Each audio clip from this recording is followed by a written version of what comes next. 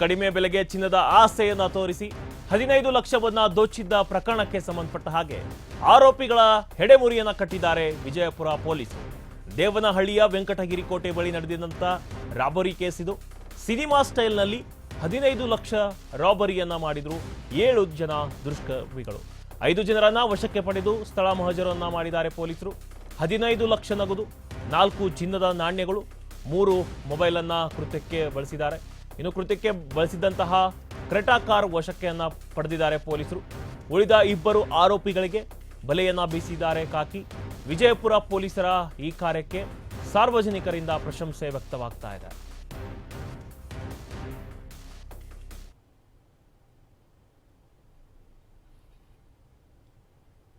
ಏನು ಕಡಿಮೆ ಬೆಲೆಗೆ ಚಿನ್ನದ ಆಸೆಯನ್ನ ತೋರಿಸಿ 15 ಲಕ್ಷವನ್ನ ದೋಚಿದ್ದ ಪ್ರಕರಣ ಏನಿತ್ತು, ಈಗ ಆರೋಪಿಗಳನ್ನ ಹೆಡೆಮುರಿಯ ಕಟ್ಟಿದ್ದಾರೆ ವಿಜಯಪುರ ಪೊಲೀಸರು. ದೃಶ್ಯದಲ್ಲಿ ಗಮನಿಸ್ತಾ ಇರಬಹುದು. ಒಟ್ಟು 7 ಜನರಿಂದ ಈ ಕೃತ್ಯ ನಡೆದಿರುತ್ತೆ. ದೇವನಹಳ್ಳಿಯ ವೆಂಕಟಗಿರಿ ಕೋಟೆ ಬಳಿ ನಡೆದಿದ್ದಂತಹ ರಾಬರಿ ಕೇಸ್ ಇದು. ಇವರು ಸಿನಿಮಾ ಸ್ಟೈಲ್ನಲ್ಲಿ 15 ಲಕ್ಷ ರಾಬರಿಯನ್ನ ಮಾಡಿರ್ತಾರೆ. ಈಗ ಸದ್ಯಕ್ಕೆ ದೃಶ್ಯದಲ್ಲಿ ನೀವು ನೋಡ್ತಾ ಇರಬಹುದು, 5 ಜನರನ್ನ ವಶಕ್ಕೆ ಪಡೆದಿದ್ದಾರೆ. ಸ್ಥಳ ಮಹಜರನ್ನು ಕೂಡ ಮಾಡಿದ್ದಾರೆ ಪೊಲೀಸರು.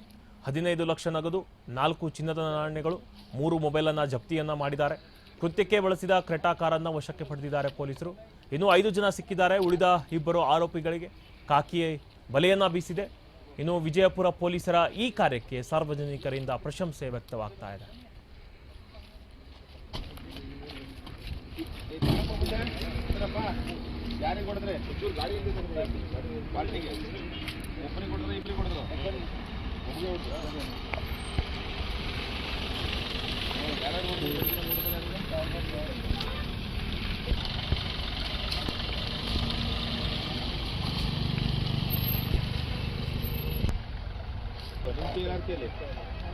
ನಿಮ್ ಕೈಲಿತ್ತಾ ಅಲ್ಲಿ ನೋಡಿ.